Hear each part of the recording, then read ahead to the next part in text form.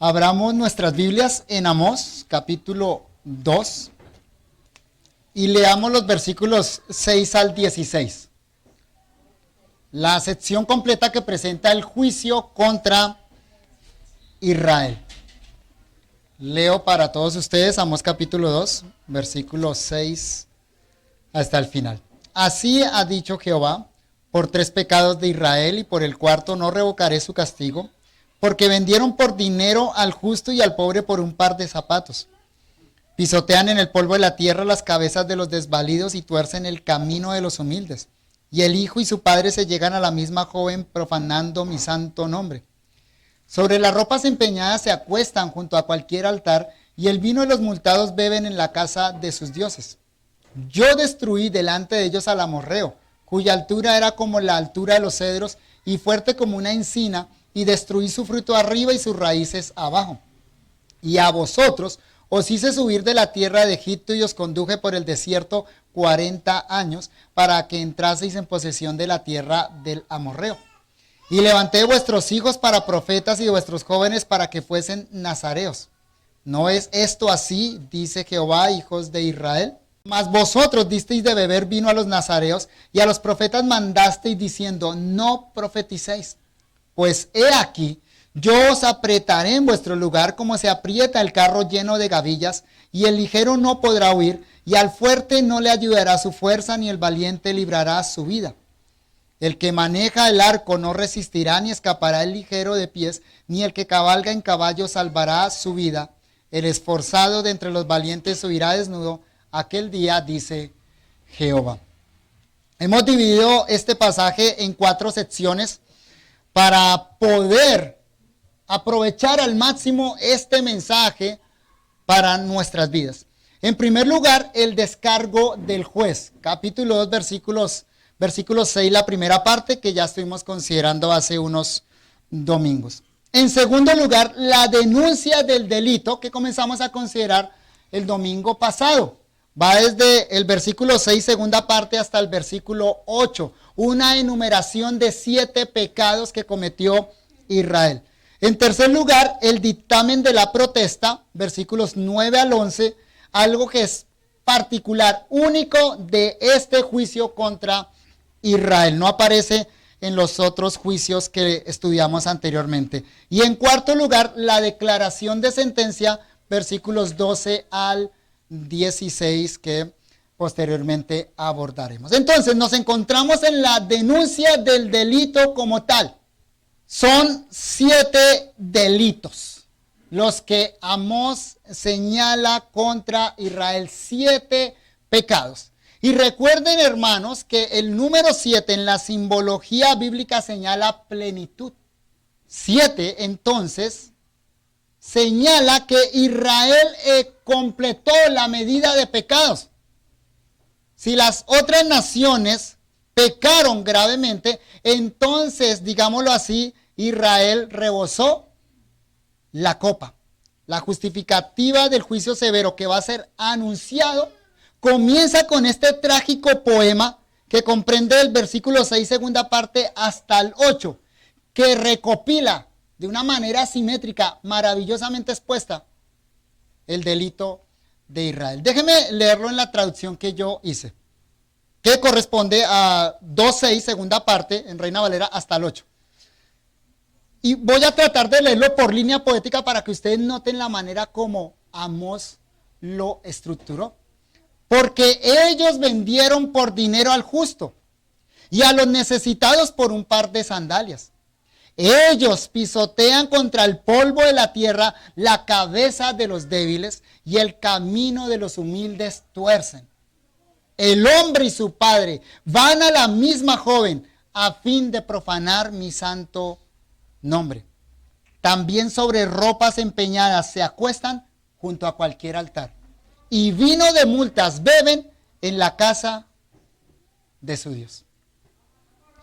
En estas denuncias sale a flote 2 tipos de personas en Israel. Es decir, Aunque la acusación formal es contra toda la nación Israel, en sí la denuncia muestra que algunos israelitas oprimían a otros. ¿Notan eso en el texto? Son unos israelitas oprimiendo a otros israelitas. En esta línea de pensamiento es muy interesante observar que Amós llama a los oprimidos justos, allá en el versículo 6, que entonces hacen eso contra los justos, y a los opresores en el versículo 7 los llama profanadores de mi nombre. Es gente que profanaban el nombre de Jehová.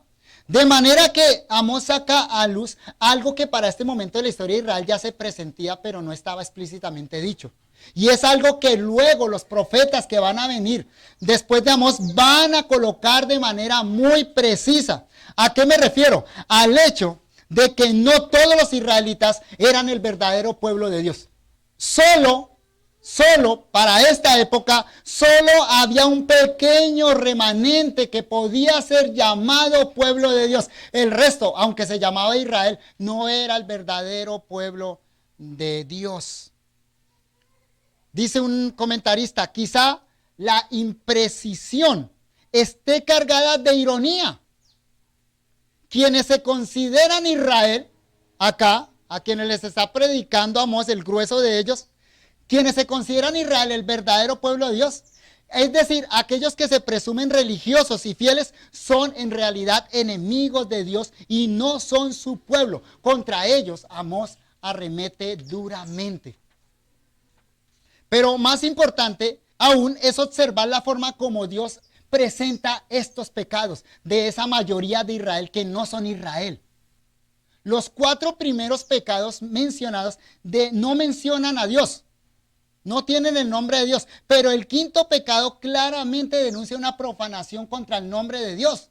Entonces, primer pecado, segundo pecado, tercer pecado, cuarto pecado no mencionan a Dios para nada, pero en el quinto se dice que lo que ellos hicieron era una profanación del nombre de Dios.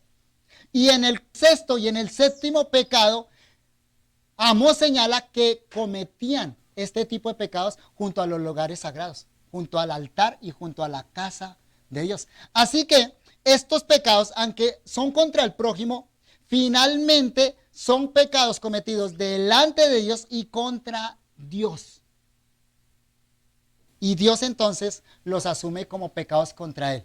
En cierta medida entonces, no solo los israelitas que son llamados justos aquí padecían por estos pecados, sino que también Dios está siendo totalmente ofendido por la conducta de estos israelitas. Aquí bien vale la pena citar algunas otras palabras de Amós. Miren Amós capítulo 3 versículo 14. Observen cómo Dios asume estos pecados de la nación.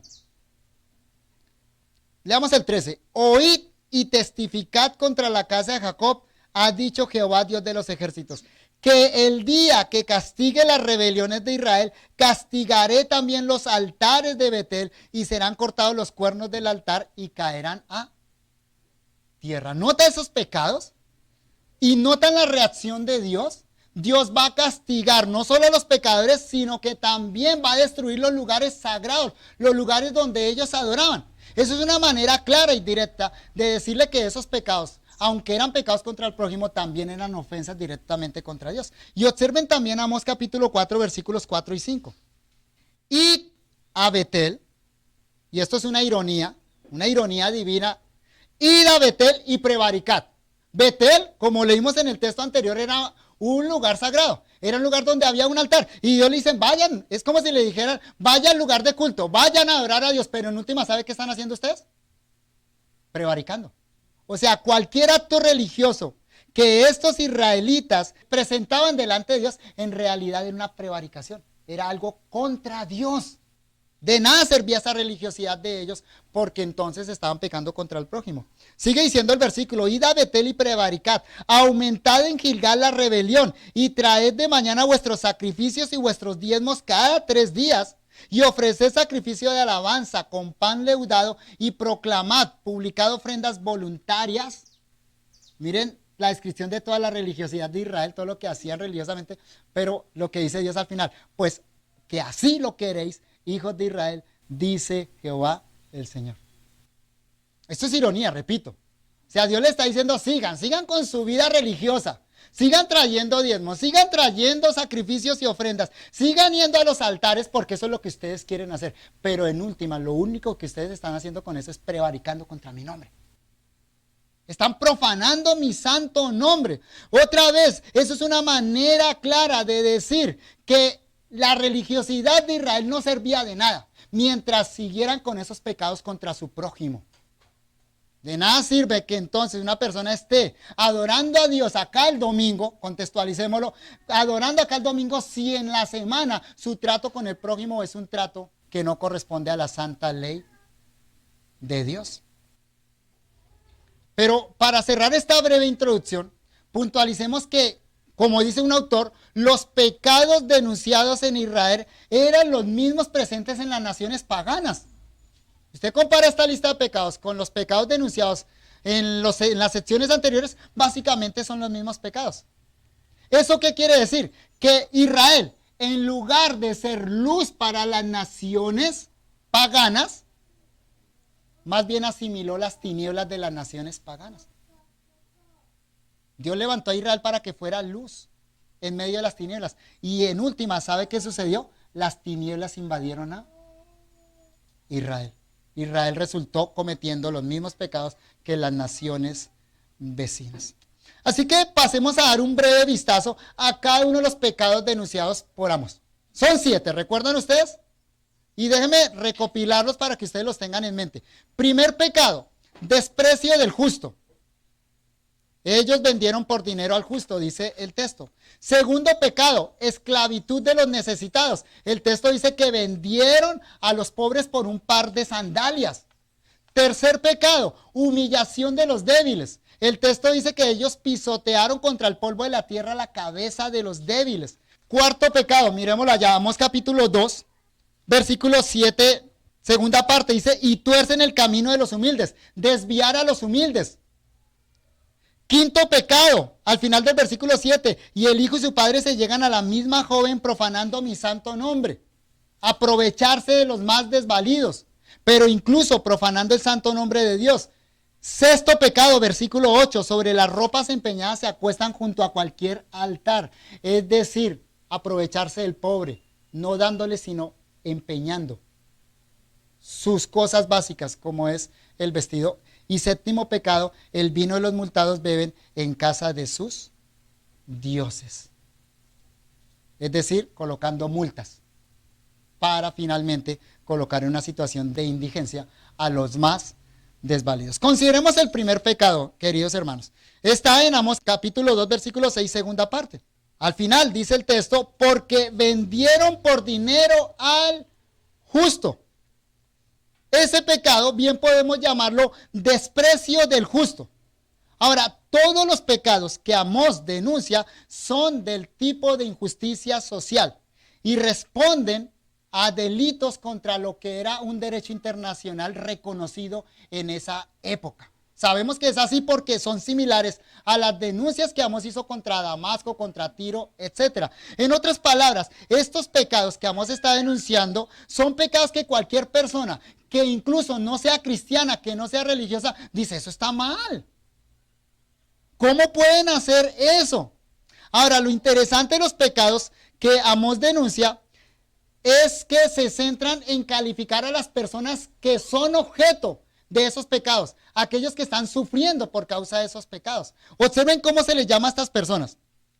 En el versículo 6 dice, porque vendieron por dinero al justo. Miren quiénes sufren y cómo se les llama, justo. Y luego dice, al pobre por un par de zapatos. Entonces, primero es justo, luego es un pobre. Versículo 7, pisotean el polvo de la tierra las cabezas de los desvalidos. Se les llama desvalidos. Y en cuarto lugar dice, y tuercen el camino de los humildes. ¿Notan la descripción de estas personas? Son justos, son pobres, son desvalidos y son humildes. Lo importante hacer notar acá es que el término que encabeza es el que describe de manera general a estas personas que están padeciendo. Es decir, en la visión de Amós, estas personas son tratadas como justos. Se les llama los justos en este versículo. Noten eso. Y luego pasa a describir quiénes son esos justos. Para Amós, ¿quiénes son los justos? Bueno, entonces repito, dice son los pobres, los desvalidos y son los humildes. Los humildes. Ahora voy a aclarar un poquito más acerca de eso, ¿no? Ahora, el texto de la denuncia comienza con un pronombre enfático. Ellos, literalmente el hebreo dice, porque ellos vendieron por dinero al justo.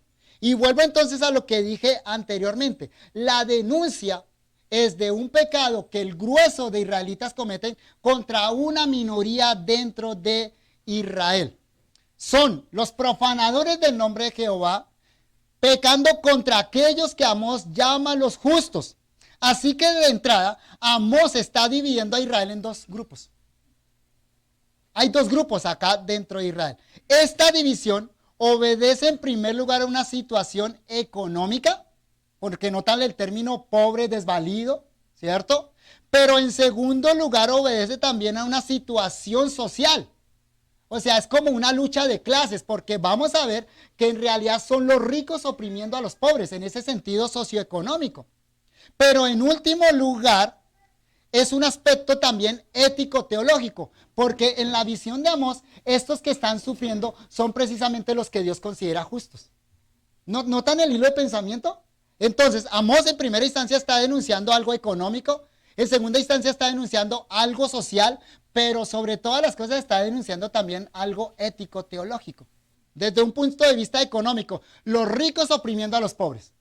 Desde un punto de vista social, ¿sí? Es una clase contra otra clase. Israel está dividido en dos clases, claramente identificables. Pero desde un punto de vista teológico y ético, son los prevaricadores atacando a los justos. Ese es el orden en el que Amós nos lo presenta. Pero desde un punto de vista divino, el orden sería el inverso.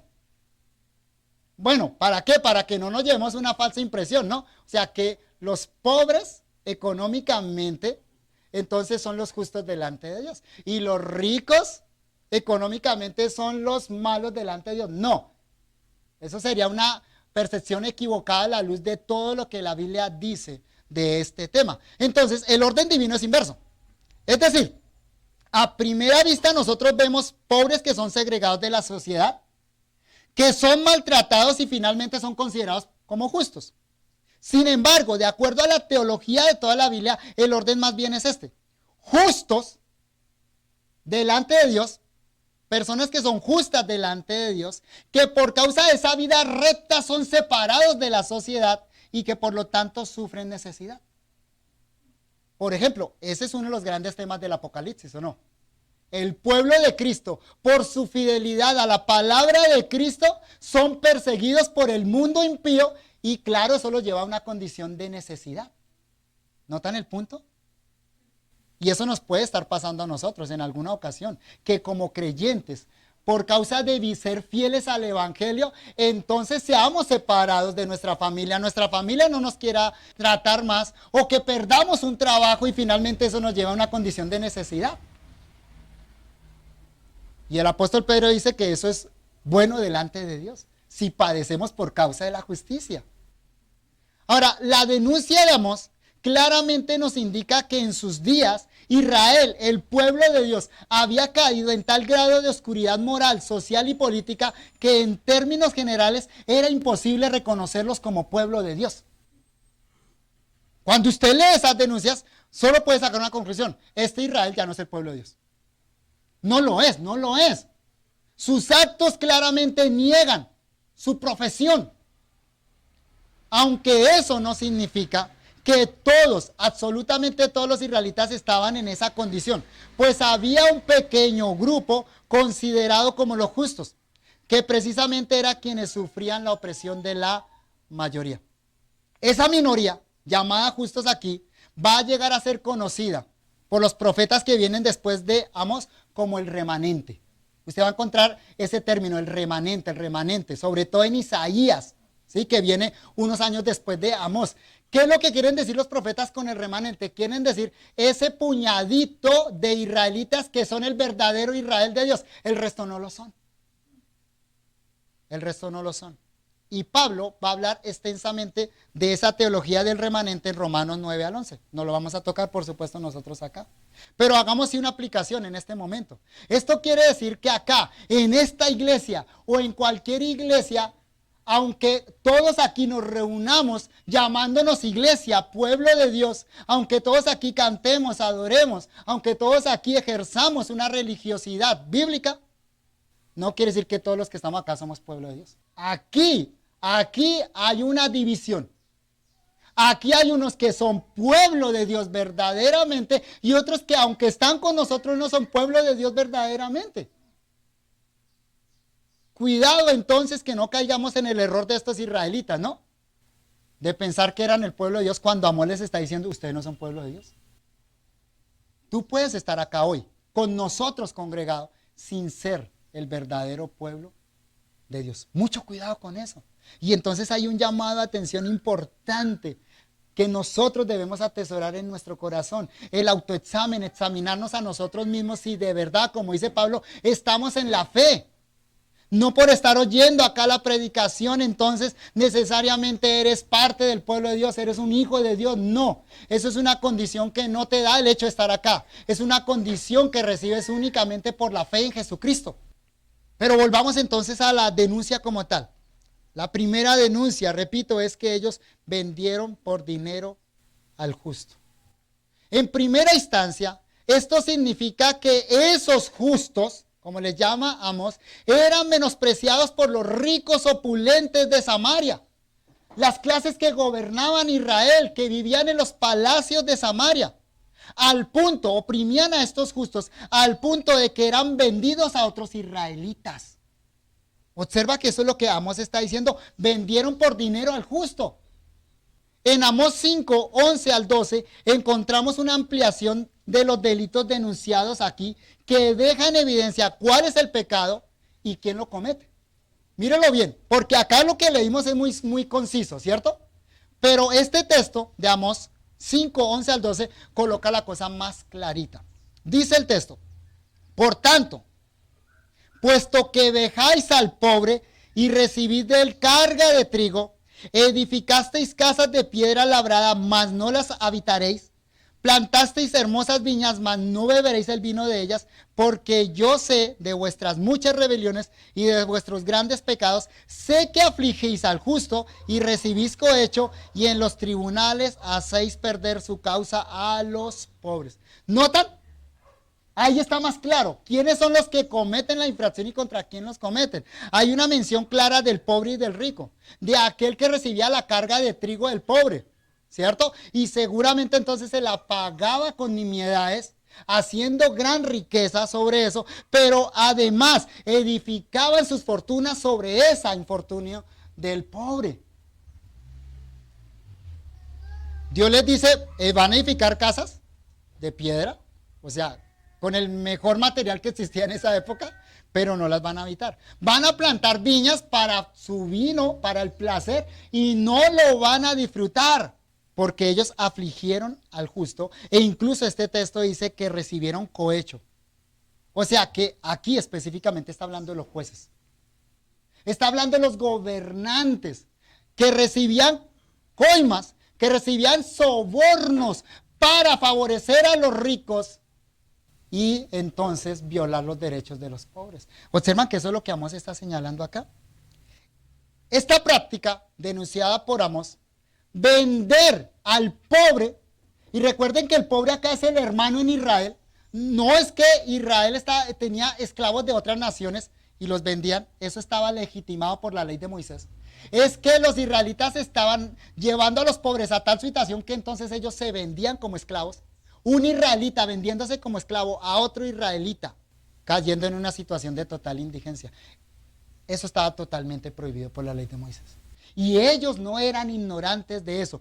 Miren en su Biblia Levítico capítulo 25, versículos 39 al 48. No hay manera de recortar este texto. Estuve mirando si leíamos solo algunos versículos acá, pero no hay manera. Tenemos que leer completo este texto para que entendamos la gravedad del pecado denunciado. Levítico 25, versículos 39 al 48. Leo para ustedes. Y cuando tu hermano, nota, el hermano de sangre y fe, y cuando tu hermano empobreciere, estando contigo y se vendiere a ti, no le harás servir como esclavo, como criado, como extranjero estará contigo hasta el año de jubileo te servirá. O sea, podía utilizar a este hermano, pero no como esclavo, sino como criado. ¿Cuál es la diferencia entre un criado y un esclavo en ese contexto? El esclavo no ganaba nada. Nada. El criado recibía un sueldo. Versículo 41.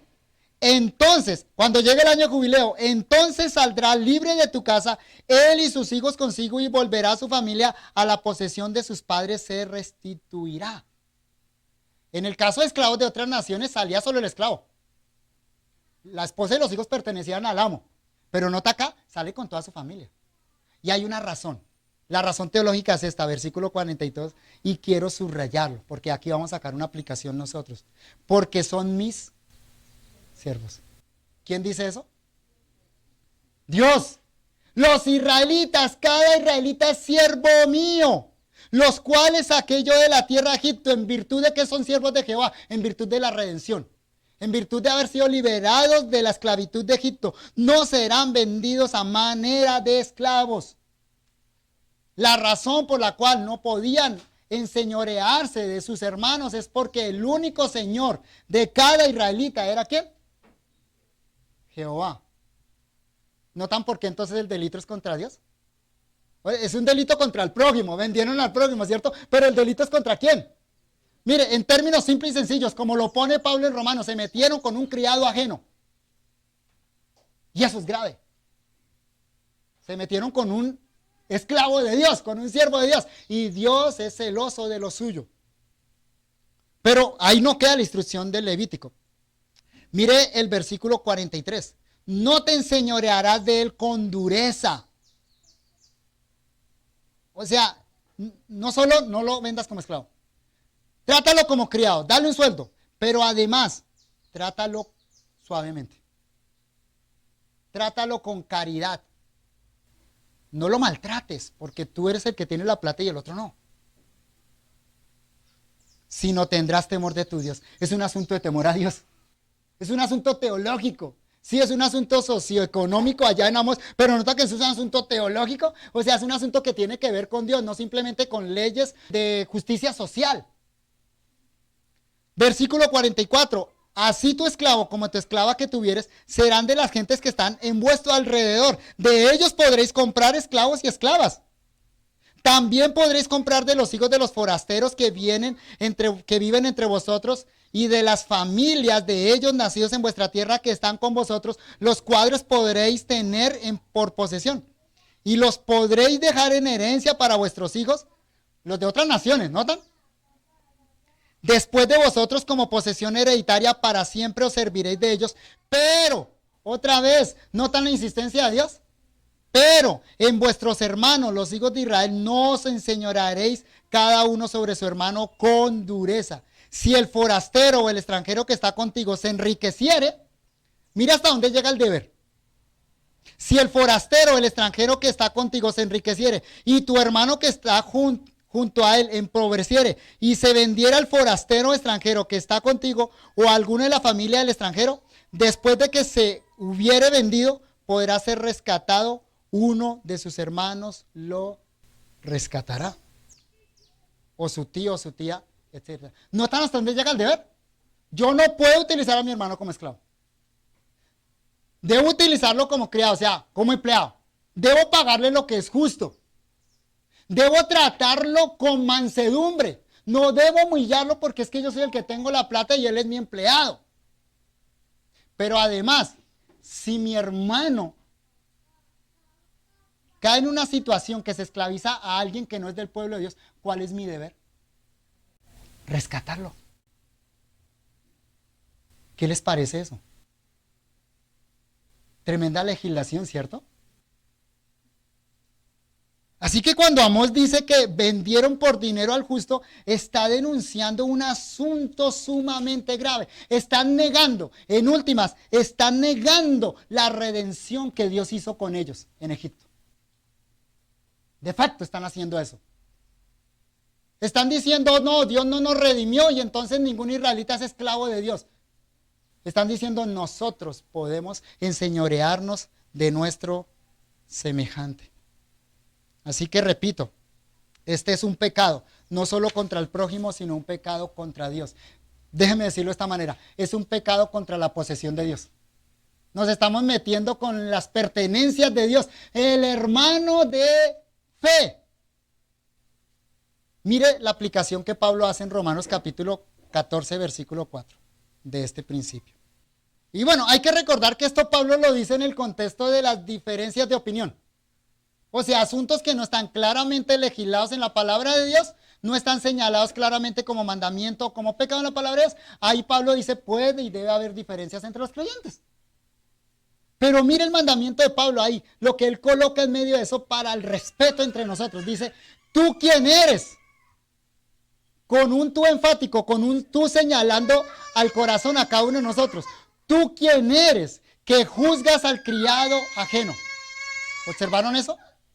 ¿Tú quién eres que juzgas al criado ajeno? En esas cosas que son indistintas, en esas cuestiones de opinión, que si como verdura, solo verduras, si como carne, dice Pablo en ese contexto de Romanos 14, ¿cierto? Que si guardo días de fiesta o no guardo días de fiesta, es el contexto de Romanos 14. En ese caso, Pablo dice, ¿tú quién eres que juzgas al criado ajeno? Si yo me pongo a juzgar a mi hermano en esos asuntos de opinión, ¿con quién me estoy metiendo? Con el criado ajeno. O sea, ¿es el criado de quién? Ahí dice Pablo, para su propio Señor, ¿está en pie o cae? Pero estará firme, porque poderoso es el Señor para hacerle estar firme.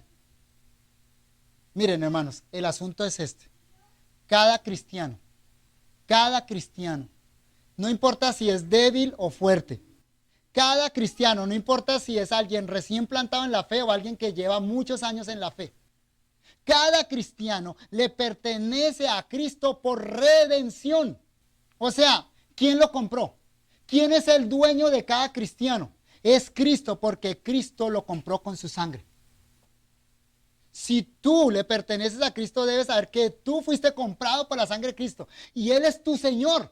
Pero también debes saber que el otro que también pertenece a Cristo, Él es criado de Cristo. No puedes enseñorearte de Él. Ningún cristiano debe enseñorearse de otro, porque solo Cristo es el Señor de la conciencia. Solo Cristo es el Señor absoluto de cada cristiano. Cuando perdemos de vista este principio, entonces vamos a tender a menospreciar al otro. En todo ámbito. En el ámbito de la iglesia, en el ámbito ético, en el ámbito social, en el ámbito económico. Lo que le pasaba a Israel. En otras palabras, ¿por qué los israelitas que denunciamos estaban vendiendo al pobre? Porque se les olvidó que cada israelita había sido comprado por Dios cuando lo sacó de Egipto. ¿Cuándo nosotros pasamos a menospreciarnos como creyentes? ¿Cuándo pasamos a considerarnos mejores o con más derechos que otro? ¿Cuándo pisoteamos a otro creyente? Cuando olvidamos este principio de la redención. Que mi hermano pobre, que quizás sea mi empleado, que mi hermano que está necesitado, que mi hermano que quizá cae en una situación lamentable, fue comprado por Cristo. Y entonces mi deber es ayudarlo en lugar de pisotearlo. El menosprecio del justo traerá como consecuencia el justo juicio de Dios, como tendremos ocasión de ver al final de esta profecía. Dios no se va a quedar de manos cruzadas. Pasemos a considerar el segundo pecado y con eso cerramos hoy. El segundo pecado denunciado. Al final de Amós capítulo 2, versículo 6, la última parte del versículo 6. Dice, y al pobre por un par de zapatos. Claro, ahí debemos completar el verbo.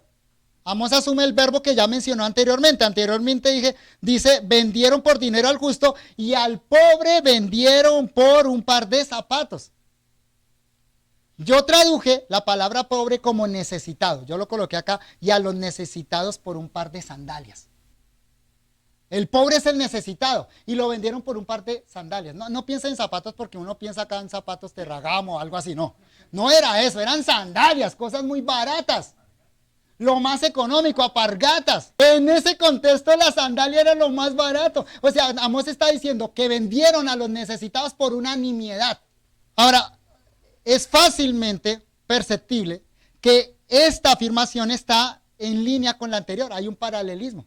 Es decir, Amós dice esto, porque vendieron por dinero al justo y al pobre por un par de zapatos. Eso es paralelismo hebreo. En la primera línea afirma algo y en la segunda lo está reforzando. Parecieran ser sinónimos. O sea, como si estuviera diciendo lo mismo en la primera y en la segunda. Vendieron por dinero al justo y al pobre por un par de zapatos. Podría ser. Eso se llama un paralelismo sinónimo en hebreo.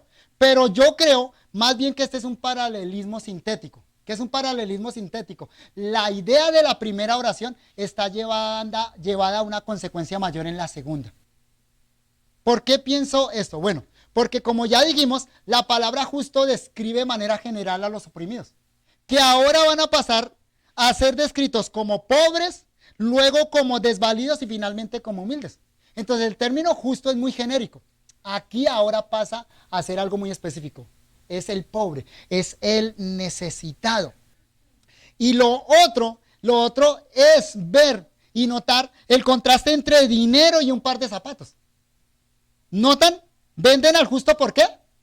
Por dinero. Literalmente en el hebreo es por plata, por el metal precioso, porque en ese contexto era el medio de intercambio comercial, ¿cierto? Pero noten que venden al justo por dinero, ¿cierto? O sea, hay un precio ahí. Valió algo, diríamos nosotros, el justo, ¿cierto? Pero en el segundo caso es ¿qué? Un par de sandalias. Hay un contraste entonces entre dinero y par de sandalias que nos ayuda a ver entonces que hay un avance en el delito.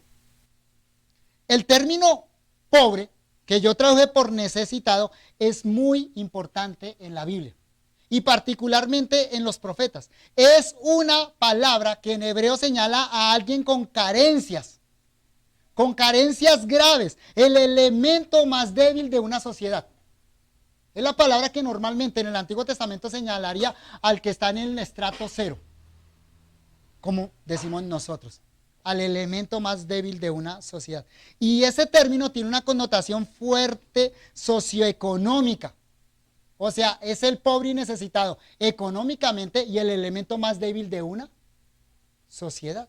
Y evidentemente aquí en Amós ese es su significado primario. Observen lo que dice el profeta ganadero en el capítulo 5, versículo 12. Porque yo sé, está hablando Jehová, porque yo sé de vuestras muchas rebeliones y vuestros grandes pecados. ¿Usted qué espera que siga a continuación? Léase ahí, grandes pecados, ¿cierto? ¿Usted qué espera que entonces señale Amós a continuación? Muchas rebeliones. Uno piensa en pecados escandalosos, graves, ¿cierto? Un pedófilo. No. Mire lo que dice. Sé que afligís al justo y recibís cohecho. Recibís cohecho. Y en los tribunales hacéis perder su causa a los pobres. En este texto, los opresores son precisamente aquellos llamados por la ley para proteger y garantizar los derechos de los pobres. ¿Para qué estaban los jueces? ¿Para qué estaban los gobernantes? Para que esas leyes que Dios estableció en la ley de Moisés se ejecutaran, protegiendo a los elementos más desvalidos de la sociedad. Así que este pecado, además de ser un pecado social y económico, tiene cierto tinte político.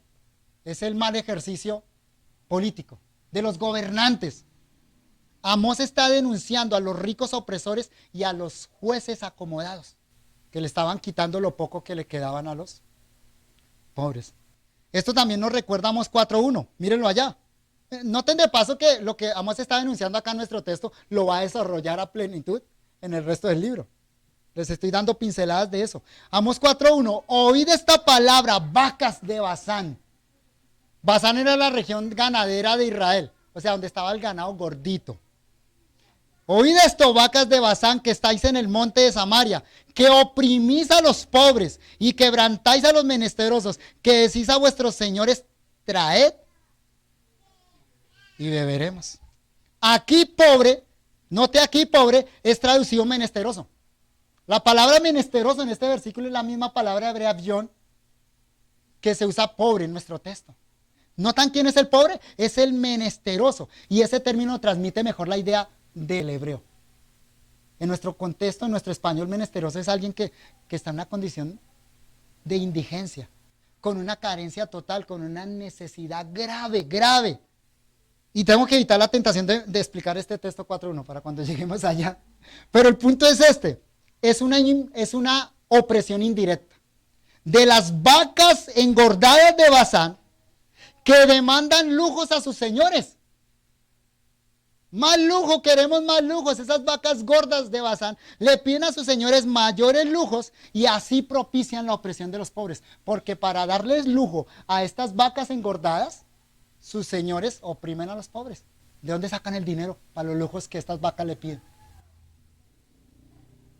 O sea que estas vacas son opresoras indirectas del pobre para mantener su nivel de vida, su estatus socioeconómico. Y otro texto que vale la pena considerar es Amós 8:4 al 8.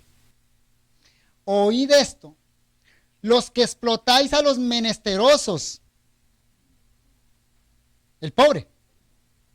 El mismo pobre haya la misma palabra hebrea. Oíd esto, los que explotáis a los menesterosos y arruináis a los pobres de la tierra. Acá la palabra pobre es otra en hebreo, que después la voy a explicar. Diciendo, ¿cuándo pasará el mes y venderemos el trigo y la semana y abriremos los graneros del pan y achicaremos la medida y subiremos el precio y falsearemos con engaño la balanza para comprar a los pobres por dinero y a los necesitados por un par de zapatos y venderemos los derechos del trigo? La ley de oferta y demanda, ¿que la manejan quiénes? ¿La oferta y demanda? ¿O los ricos? Los gobernantes. Versículo 7, Jehová juró por la gloria de Jacob, no me olvidaré jamás de todas sus obras. Vea esto, increíble. ¿No se estremecerá la tierra sobre esto? ¿No llorará todo habitante de ella? Subirá toda como un río y crecerá y mermará como el río de Egipto. Yo me quedo sin palabras al leer esto. La tierra llora y Jehová no olvida por la opresión de los pobres. El juicio será inevitable y totalmente merecido, como un río que arrasa todo y no deja nada a su paso. Pero será un juicio que también traerá liberación a los oprimidos, al justo. El juicio del diluvio trajo salvación a Noé. Así va a ser en esta ocasión. ¿Qué pecado tan grave, no les parece a ustedes? Vender a los necesitados por un par de sandalias. Santiago nos revela que este también es un problema que puede estar presente en nuestras hermosas comunidades cristianas. No es un pecado simplemente del siglo VIII antes de Cristo. Es un pecado que está en el corazón podrido del ser humano. En su corazón y en mi corazón. Abramos bien los oídos para guardar esta advertencia en nuestro corazón. Vamos ahora, ricos. Llorad y aullad por las miserias que os vendrán. Vuestras riquezas están podridas y vuestras ropas están comidas de polilla. Vuestro oro y plata están enmohecidos y su moho testificará contra vosotros y devorará del todo vuestras carnes como fuego. Habéis acumulado tesoros para los días postreros. Esto no es el Antiguo Testamento. Esto es Santiago 5:1 al 6. He aquí, clama el jornal de los obreros que han cosechado vuestras tierras, el cual por engaño no les ha sido pagado por vosotros, y los clamores de los que habían cegado han entrado en los oídos del Señor de los ejércitos. Habéis vivido en deleite sobre la tierra y sido disolutos. habéis engordado vuestros corazones como en día de matanza, habéis condenado y dado muerte al justo, y él no os hace resistencia.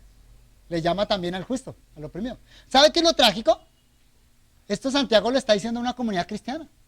De hecho, si usted lee todo el libro de Santiago señala que el problema que había al interior de esa comunidad era esa distinción de clases entre el rico y el pobre, algo que no debería existir en una iglesia, que no es parte del reino de los cielos, pero sucedía en esa iglesia. Es lamentable entonces que las iglesias se conformen de acuerdo a la clase social o no. Iglesias de ricos para ricos, iglesias de pobres para pobres. Eso no es una muestra clara de lo que es el reino de Dios. En una iglesia deberían juntarse personas con dinero y personas necesitadas para que entonces pongamos en práctica la piedad bíblica. El consejo de Santiago es este. Mírelo ahora sí, en Santiago capítulo 1, versículos 9 al 11. El hermano que es de humilde condición, o sea, el pobre, gloríese en su exaltación. Ojo, esto no es una lucha de clases, ¿no? La Biblia no promueve entonces el levantamiento de los pobres contra los ricos porque los ricos son los malos. No, el pobre también tiene su problema, que se llama envidia. Por eso Santiago le dice, el hermano que es de humilde condición, ¿qué? Gloríese en su exaltación, gloríate en Dios, gloríate en las riquezas que Dios te ha dado y sé paciente. Practica el contentamiento. Porque la falta de contentamiento también es pecado, la envidia también es pecado. Por supuesto. Y dice ahora, Santiago, pero el que es rico, y noten que el lenguaje acá es el mismo de Amós, es un lenguaje socioeconómico, pero también teológico porque le está hablando a una iglesia, pero el que es rico gloríese en su humillación. ¿Cómo así? Bueno, de la siguiente manera, porque él, el rico, pasará como la flor de la hierba. Porque cuando sale el sol con calor abrasador, la hierba se seca, su flor se cae y perece su hermosa apariencia. Así también se marchitará el rico en todas sus empresas. Es decir, simple y sencillamente, no pongas tu confianza en las riquezas. Medita que quizá esas riquezas que Dios te ha dado es para ayudar a los necesitados dentro de tu iglesia. Practica Levítico, lo que leímos en Levítico. Pero no olvidemos, queridos hermanos, que la verdadera pobreza a la que nos llama la Biblia es la pobreza de espíritu. Así que estos pobres sufrientes en Amós en realidad eran ricos espirituales. Repito, esos pobres sufrientes que nos presentamos en realidad eran ricos espiritualmente porque Él los llama justos. ¿Justos delante de quién? De Dios. La pobreza física no es por sí misma merecedora de la salvación. Y la riqueza física no es por sí misma merecedora de la condenación. Eso no es el lenguaje de la Biblia. Por eso Jesús dijo, bienaventurados los pobres en espíritu, porque de ellos es el reino de los cielos. Bienaventurados los que lloran, porque ellos recibirán consolación. Bienaventurados los mansos, porque ellos recibirán la tierra por heredad. Bienaventurados los que tienen hambre y sed de justicia, porque ellos serán saciados. Todos nosotros somos pobres espirituales, mendigos en realidad espirituales. Todos nosotros estamos en indigencia espiritual. ¿Y sabe cómo nos enriquece Dios espiritualmente? A través de su Hijo Jesucristo, el cual siendo rico se hizo pobre, para que con su pobreza fuésemos nosotros enriquecidos. Amén.